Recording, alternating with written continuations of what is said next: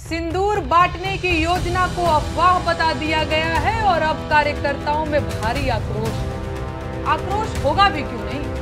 70 सालों में पहली बार खुलेआम छेड़खानी और आवारागर्दी करने का मौका मिल रहा था। दूसरों के घरों में सिंदूर लेकर जाने का अवसर बन रहा था। मन में पराई औरतों को सिंदूर की डिबिया देने के सपने पल रहे थे, पर सब पर पानी फिर गया। लफंगों ने मन ही मन कितने सारे डायलॉग गढ़ लिए थे। सिंदूर बांटते वक्त क्या क्या दुर्व्यर्थी बातें बोलनी है, वो सब भी मनोज भैया और रवि भैया से लिखवा लिए थे। सिंदूर बांटने के लिए मोहल्लों के घर आपसी सहमति से बांट चुके थे, लेकिन अचानक यहाँ इस योजना को भी अफवाह बता दिया गया। हाय रे, ये दुख खत्म काहे नहीं होता भाई। अब बेचारे कार्यकर्ता बोले तो बोले क्या, शिकायत करें भी तो किससे, उन्हें तो अपनों ने ही लूटा है। योजना शुरू होने से पहले ही सिंदूर की डिब्बियों की शॉर्टेज हो चुकी थी। बेचारे कार्यकर्ता कुर्ते की दोनों जेबों में सिंदूर की डिब्बियां भरकर टहलने लगे थे। कार्यकर्ताओं में एक नई उमंग, एक नया उत्साह दिखने लगा था। लग रहा था जैसे पार्टी ज्वाइन करना सफल हो गया हो। लेकिन हाय रे, देश की आम जनता इनकी मंशा समझ गई। महिलाएं सशंकित हो गईं, पुरुष चौकन्ने हो गए और घरों के बुजुर्ग गरियाने लगे। चाल चलन तो इन लोगों का वैसे भी जग जाहिर था, पर जब आम जनता को पता चला कि ये लोग उनके घर आएंगे और सिंदूर साथ लाएंगे, तो बात बर्दाश्त से बाहर हो गई। और होनी भी चाहिए। क्या पार्टी वालों को यह नहीं पता कि पराई औरतों को सिंदूर नहीं दिया जा सकता? क्या पार्टी के नेता अमेरिका और लंदन से आए हैं कि वो इस देश के धर्म, रिवाज और परंपरा को नहीं जानते? या वो इस देश की आम जनता को मूर्ख समझते हैं?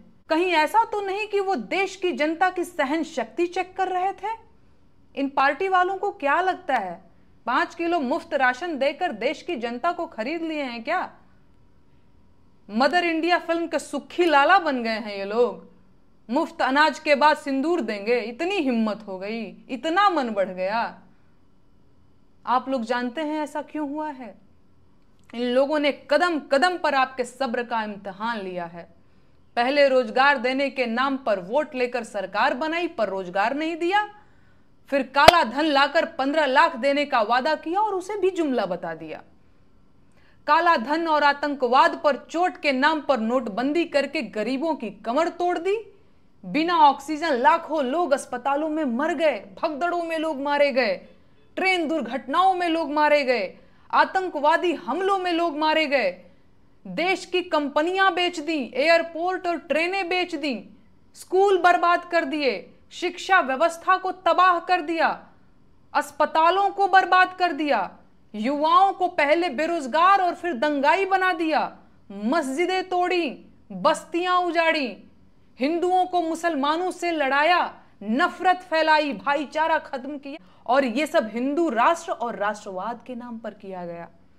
अब जब इतना सब कुछ होने पर आप नहीं बोले तो इनका मन बढ़ना था ही। अब नौबत ये आ गई है कि ये लोग राष्ट्रवाद के नाम पर आपके घरों में घुसना चाहते हैं, औरतों को सिंदूर देना चाहते हैं। अभी भी वक्त है, जाग जाइए, वरना वो दिन दूर नहीं जब ये लोग देश सेवा के नाम पर आपके घर में आकर बैठ जाएंगे और घर का एक कमरा देश के नाम पर मांगने लगेंगे। अब मन बढ़ने की कोई सीमा तो होती नहीं है। बाकी आप खुद समझदार हैं, अभी भी इतनी देर नहीं हुई है कि गलतियां सुधारी न जा सके।